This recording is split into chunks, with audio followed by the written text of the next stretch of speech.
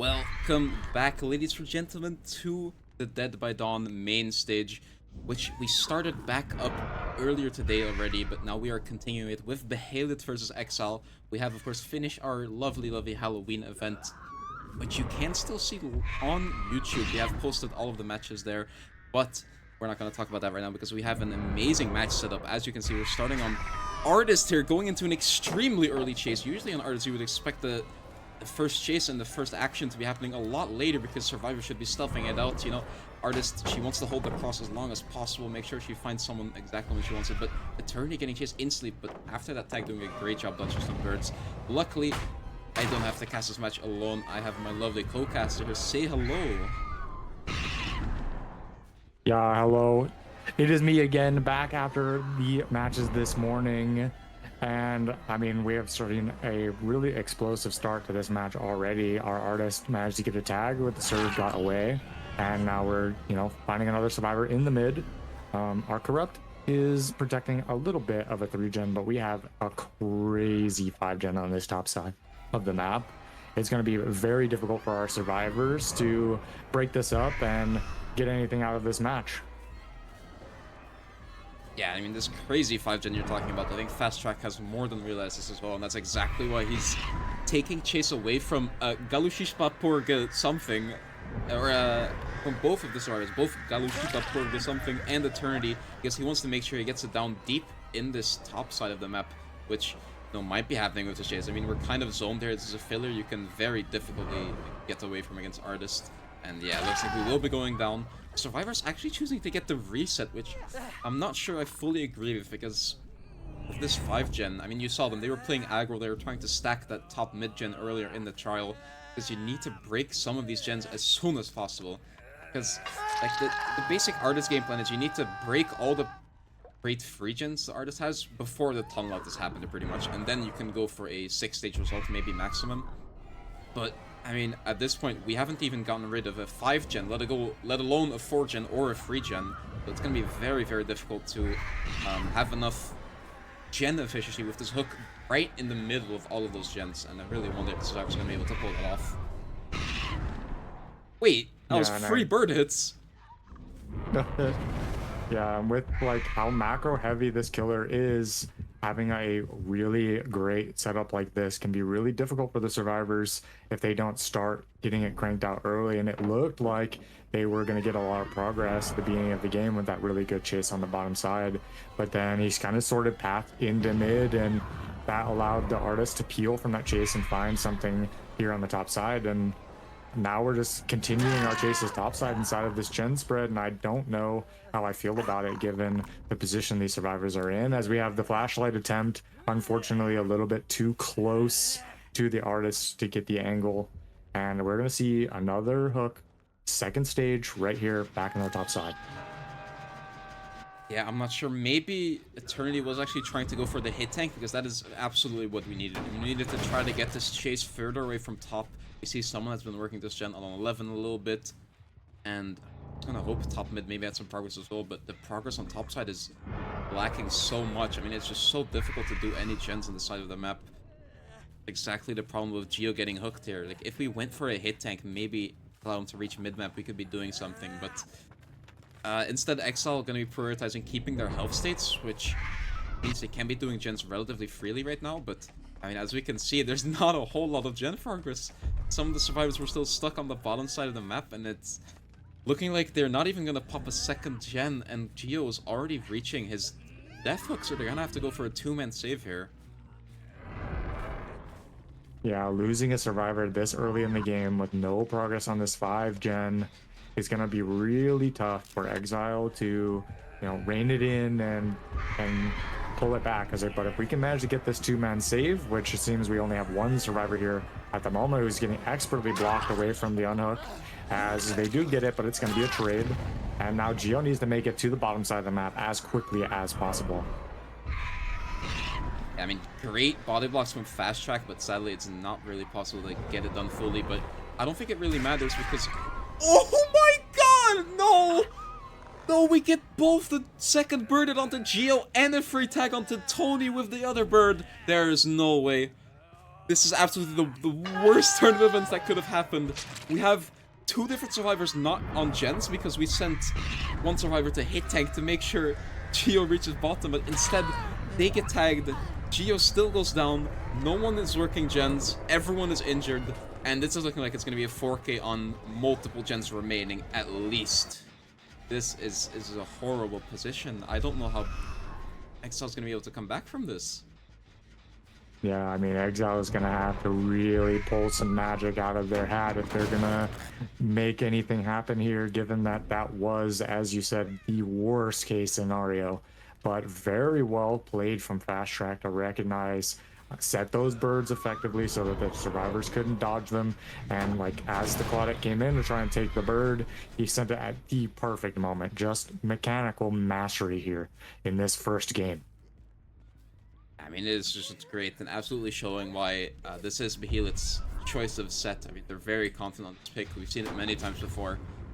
Getting blinded here. Sorry about that, chat. We were allowed to blast mine against Artist, which, you know, usually it should be fine. Like, Artists sometimes run Ruin and stuff, but Fast Track opting for the Eruption, which I think he's quite happy with, because going into the free roam this early, usually Eruption gives you like decent bit more value, I would say, but I'm not entirely sure about that. But especially with this 5 gen, you're so close to the gens, you can kick them anytime you want.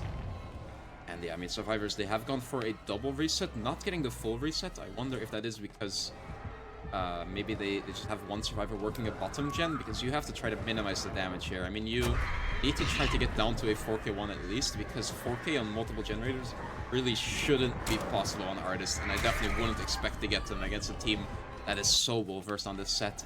Oh, Tony gonna be taking a pretty bad hit with the birds there. Sadly running into a rock and going down just a little bit too fast. I don't think that's giving Team Exile enough time to really do many gens here. Also considering we still have all of our Pain Red hooks available, and we actually see the Eruption onto Lashisva. That's very bad because he's injured, and I mean, we've seen him stealthing away with Urban, but we know roughly where they were, so if we have this correctly, we should always be able to find them. Fast Track though gonna be going... Oh, it doesn't even matter. Okay, it does matter. Fast Track is still gonna look for them. It would have maybe been a little bit better to first go towards 10 edge, since we saw they were moving roughly that way, and then half back up to the gen, but I think now Goulash is gonna be able to pull off this nice stealth, which might actually give Survivor Side a good amount of time to kind of reset their position. Yeah, I mean, very good heads-up play from Goulash there, who, like, even though he had the Eruption Aura and he was urbaning around, managed to slip away from our Artist. And, I mean, that may have just been a little bit of a second win that these survivors needed, because they get the unhook, and now they're, like, in a position to, like, exactly as you said, like, we don't start popping stuff. Like, we do not want to die on 4 gens remaining. That is a nigh impossible win con to beat, so we need to start focusing on popping what we can. And there is a gen in that bottom side. Like a 4K3 is not much better, but it is definitively better. And we also know that like person's still somewhere on the top side as we hit them with a bird as they're working that gen in 11. Is it close enough for him to pop it though? I don't think so. So we're gonna see if the survivor can manage to escape this top side, because they really need to make it bottom, but it does not seem like that is going to be the case. Yeah, I mean, this is very unfortunate. Goulash did have BL on the hill, but I'm pretty sure Artists should be able to hit you like with a shotgun swarm if you're standing on the hill. So Goulash, instead just trying to make as much distance as possible, will still be going down, and once again we just have a hook right in the 5 gen. 2 injured survivors trying to split gens, I believe, and actually find one of them. Eternity right here does not blend in with the wall enough. Sadly, he does get found. I mean, this is potentially a game-ending chase if this comes in fast enough. But even if it doesn't come in fast enough, we know Paulette now can't do a gen. She has to rotate for the pull, and oh my god. You're not gonna evade Fast Track with that type of movement. He's placed the bird, he's locked in, and he's gonna get that hit no matter what you do. Yeah, I mean, beautiful patience from there. He set the bird and didn't fall for any of the bait when, you know, Eternity was playing that chase as best as you can. When you're injured like that, it's not a whole lot you can really do. And, you know, at this point, Claudette has had to stealth off any gen she could have possibly been working. We have a slug, we have a hook. Like there's no gen progress, and it is looking like disaster has been spelled for Exile in this game. Yeah, Fast Track is just gonna be picking. He expected Claudette maybe to still be somewhere bottom because he checked most of the top side of the map.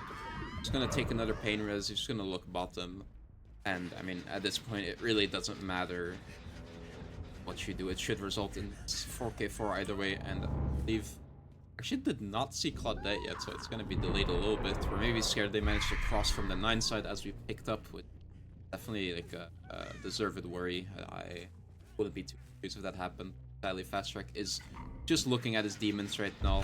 Maybe sending some birds bottom. I don't know if we crouched in time for that, but either way, Fast Track is just gonna be full commit bottom, and that should spell the end of the game, and that is an insane trial limo. I don't know what to think about this.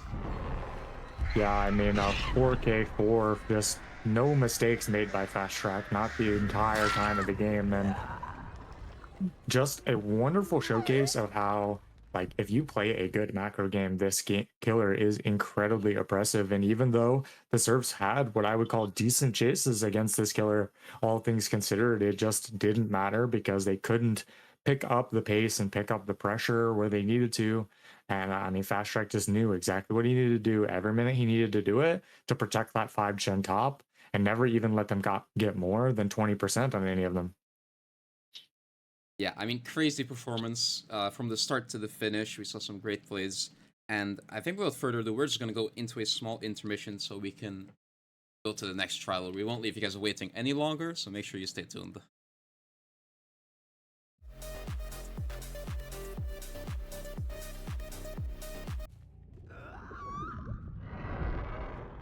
All right, welcome back for game 2 in set 1. We have a pretty steep win con here for the killer of Exile versus the survivors of Behelit. And I mean, it's going to be a very rough match for our killer player. Our survivors, not so much. They have to be feeling quite confident going into this set.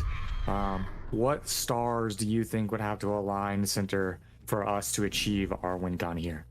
Yeah, win con, schwing con, you know, 4k5, that's just another Tuesday, you know, it is what it is. Shua, he's in here, he's about to lock in, Blitz is not locked in, but I mean, this is exactly the start we needed. I don't think survivors have had time to cross. We're starting off with an early tag, we're still dropping the jungle gym, you know, all is bright, all is well.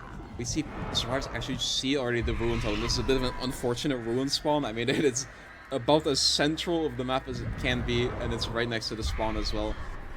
We were doing a great job dodging those birds. You also make sure you force on M1 instead of getting M2, because it gives the artist way more downtime, and we will instead be taking a very good hit all the way top. And she was, because of that, not interested in committing it. So I was actually playing super aggro for this ruin. They're prioritizing getting that over stacking this first gen, which might come back to bite them a little bit, but now they just have to make sure they're playing it safe enough, getting those resets, because you will honestly, it might look like we have a lot of pressure here, but it could all fall away quite quickly. I mean, we have one survivor who's injured still top, but we have 2 different survivors bottom. They could be getting a reset, or they could be splitting gens, and I mean, generators could actually already start popping quite soon, because we have committed only to the top side of the map so far. Yeah, I imagine we're going to see a gen pop any second now, and there it goes. And with that, we're already at Tycon. I mean, the survivors playing very efficient, even despite the little bit of aggression we saw at the beginning of this match.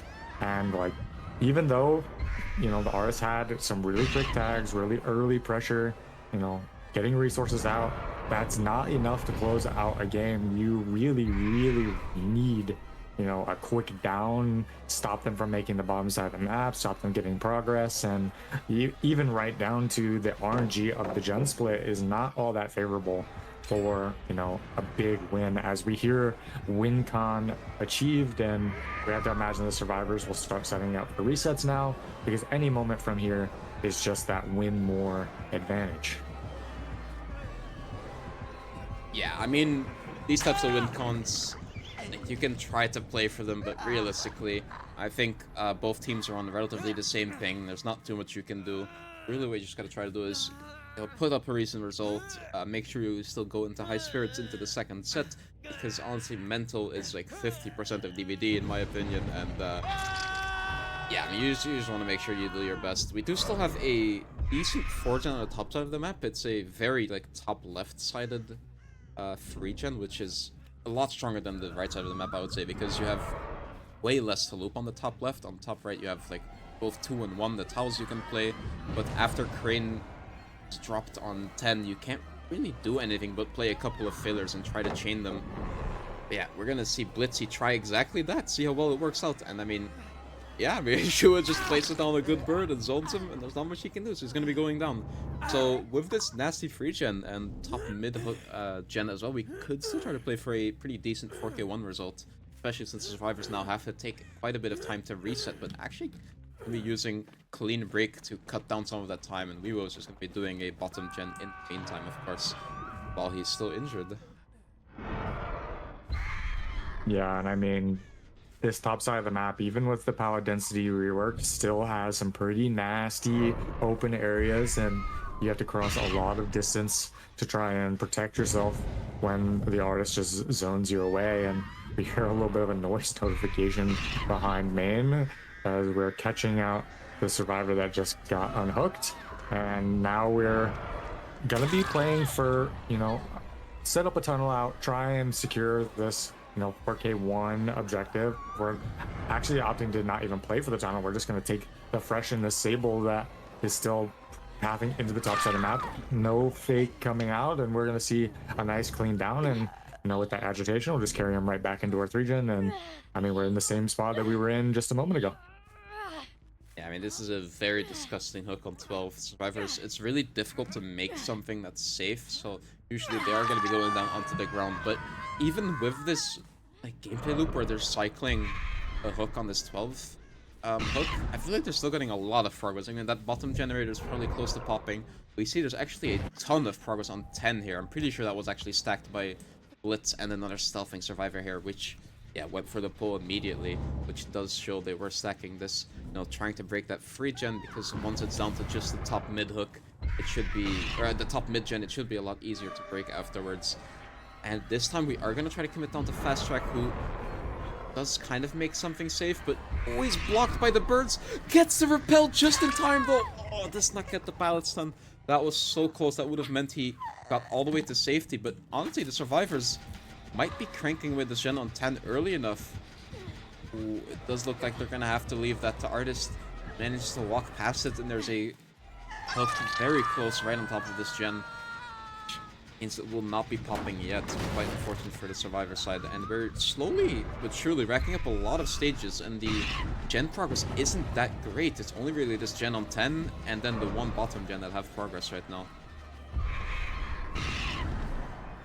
Yeah, and I mean, really well played from the survivors here. Their pressure is like really showing at this current moment, and it's really difficult for Shua here to like make a decision on what does he want to do, because if he leaves to chase the tunnel out, then they're gonna pop this gen. But if he doesn't, then he's chasing a fully healthy survivor that has so much information and so much time to path away from that gen. And even with for the people on the tunnel out, which means now you're gonna have to chase your tunnel out fully healthy, and it's just a really difficult spot for our killer player. And our survivors are taking full advantage of it as we see the blast mine come through, stopping the gen from being kicked for just a little bit longer. And I mean, we're gonna come down to regressions if they keep this up. Yeah, I mean, Nathan just playing absolutely in his face.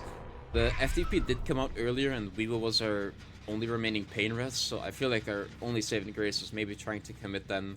But even then, I mean, once we get that down and that pain rest, we're down to practically 0 perks, because the survivors did cleanse ruin already, corrupt already obviously ran its course, and that would be our last pain rest stack as well.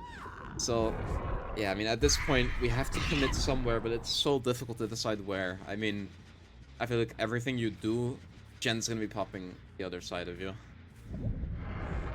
Yeah, and I mean, we see a survivor already in mid of the map, starting up that mid gen as well, and we know somebody's up here main side. We know somebody's pressuring the gen with all that progress, and I mean, this is exactly what you want to see from the survivors in this situation where, like, all of the tricks are in their bag, and it's very difficult for the killer to ever make a right choice as we see a gen pop. And I mean, that other gen has to be, 50%, and that's in addition to all the progress they already had. Yeah, we are chasing onto our Sable, which is our only Deflux survivor right now, but... Oh! I was gonna say that might be...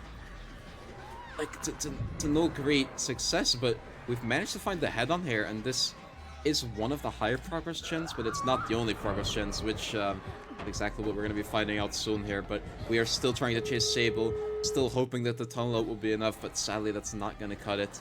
Yeah, sure enough, finally realized this as well. We have to try to get as many stages as possible. Survivor's actually getting the resets though, so even that hook onto Blitz will not be coming out. Yeah, I mean, very well played from the survivors. They played super aggressively, but also their altruism was just on point. They were there for the people. They were there to pick up the slug. They were there to pop the gen while Sable took her tunnel out chase. And like even then, like Blitzy goes down because he was there to take the head-on hit.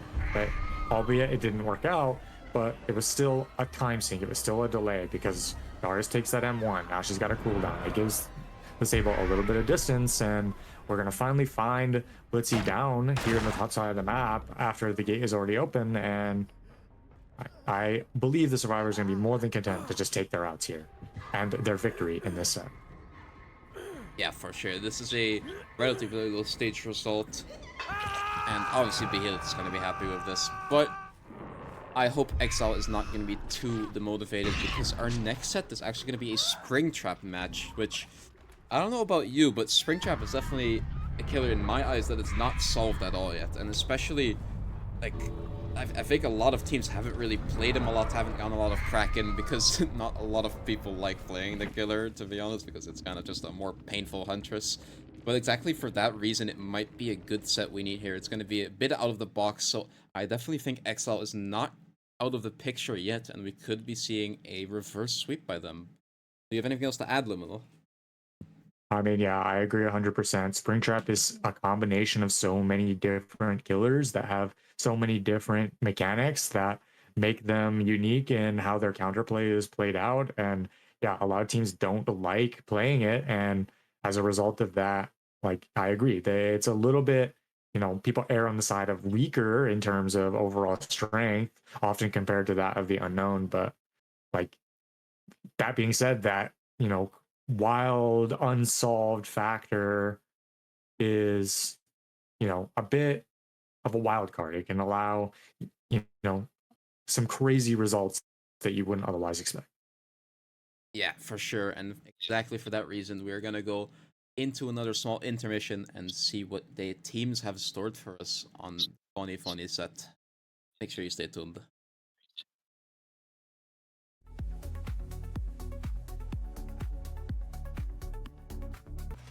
What is up, everyone? Welcome back to the second set of Behelit versus Exile.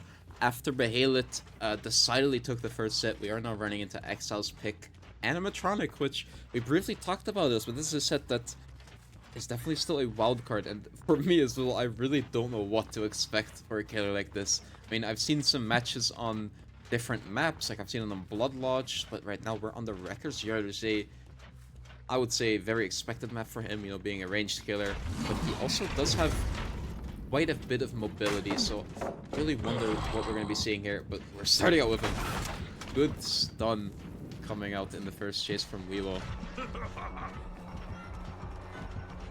Yeah, so I mean, very comparable counterplay to that of the Huntress. Obviously, when he has Hatchet, they are essentially the same killer. And then, that 4.6, switch up once you've thrown the Hatchet, makes the counterplay a little bit different.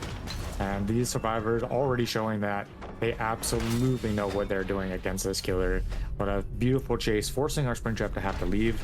I mean, at this point, the Serbs will have been accruing quite a bit of progress, and they have to be feeling very comfortable already in the start of this match. But anything can happen. Our killer player still has a lot of game time left to rein this in and pull something out of it. actually seeing a bit of value here from one of our add-ons already, which is the add-on that gives haste to anyone in the zone of the axe, which I think Nathan might have been able to actually make that towel if we didn't have that 7% extra movement speed. Once again, though, Sarah's doing a great job at chase. We're trying to mind game this super long window, which is just sadly not really possible because we can look over it, especially with that goofy purple fit we're running. I mean, yeah, you're not mind gaming any auto haven tiles with this. And we're barely gonna be dodging out on that hatchet as well.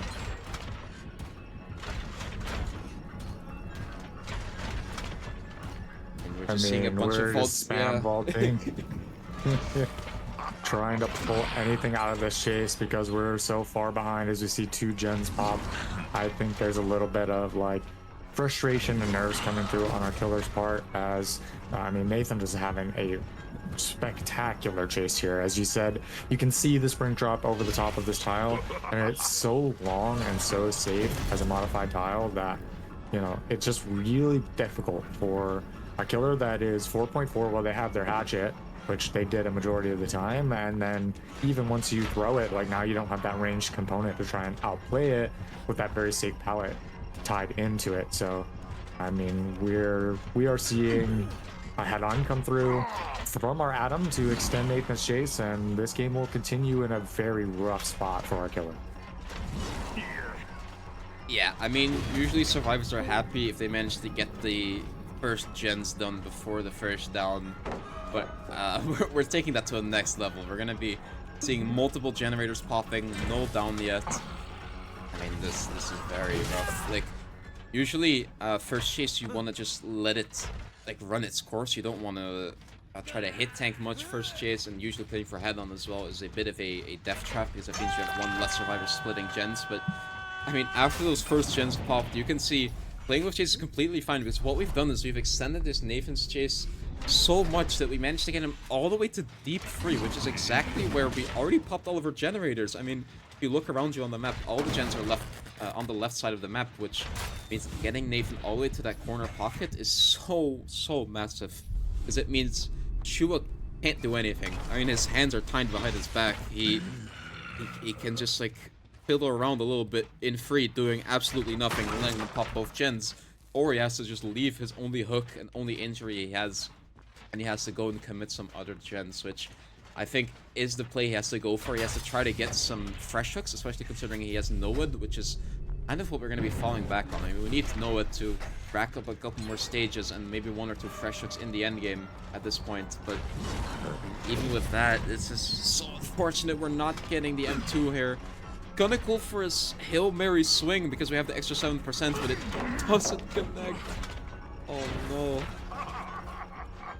Yeah, I mean, survivors just still not making any mistakes in chase, and a little bit of, you know, frustration from our killer maybe showing through and being a little impatient with the hatchet there when he had the Atom in his sights. And now we're back on Nathan, who is not who we want here because he's already been hooked, and we need as many stages as we can possibly accrue here. And I mean, I think this is going to be, you know, a very low stage game, unfortunately, for Shua, who, I mean, he still, like, had decent chase at the beginning of the game. It was just with so many resources and, like, just a few, you know, missed hatchets just cost him overall. And I think we're going to see all 4 survivors making it out here. Albeit, though, we do have Noed, and if we can get within range of an M1, as we snipe Nathan over before the people and still get our Noed, though. And I mean, we're still going to secure 3 stages and a fresh. That was crazy. I was going to say maybe they actually get both of the survivors because of that snipe and Noed, but FTP comes out. Beautiful place from the survivor side, and that is going to be a 4-stage result. I don't know how to feel about that. That is not something you want to be going into on your own set. I'm quite scared for the results of the next trial as well, really. Yeah, I mean, there's that comparison to the unknown that I was talking about, where it's like a harmless tag seems to be painted across the top of this killer. And even though I think Shua played a very good game, all things considered, it's just no way that he could really pressure and end those chases, especially on some of those tiles that just seem designed intentionally in mind to hinder this killer. And I mean, that snipe was remarkable. I mean, a great play. But I mean, it was just there. She knew that if Nathan went down here, I need to be on the spot, get that FTP and get him up. And, you know, Noed securing the 3 stages, doing its job there. Nothing that really Adam could do about that. Securing that extra 3 stages. I mean, I almost have to say, like, depending on how this next match goes, maybe 4 stages is a very good result. Yeah, I mean, you never know. It is Wrecker's Yard. We have talked about the paddle density a little bit, and I think that's definitely something that the stars are going to have to keep in mind because with these types of win cons, playing for either like flashlight saves, pallet saves, whatever, is definitely something you're going to have to try to do a whole lot. But that alone is not going to help enough. We need to see some juice or chases like we saw from the Survivor side here. So I'm excited to see if Exile can bring to the table what they need to come up with, but we'll just have to see. So we're gonna go down for another intermission. And right back.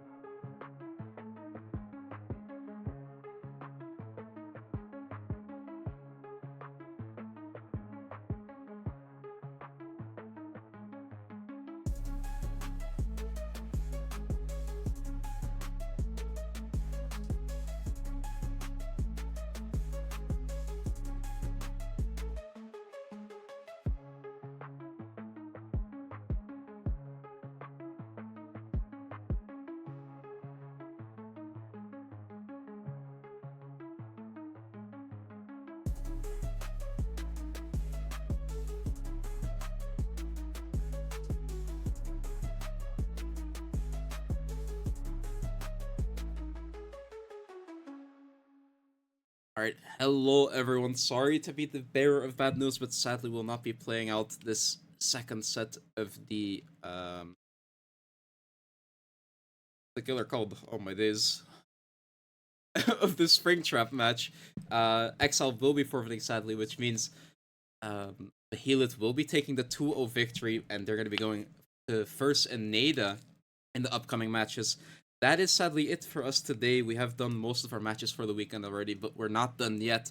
We're going to be seeing PSR go up against Sovereign tomorrow evening, which will decide who's going to play against Astral in the continuation of the tournament. So make sure you stay tuned for that. Make sure you come back. Thank you for watching. Thank you to everyone in the back, all our staff helping out, and especially thank you to Liminal for staying, like, casting, I think, everything today. How much did you cast today, Ben? I cast literally every game since 1 p.m. this morning. Yes.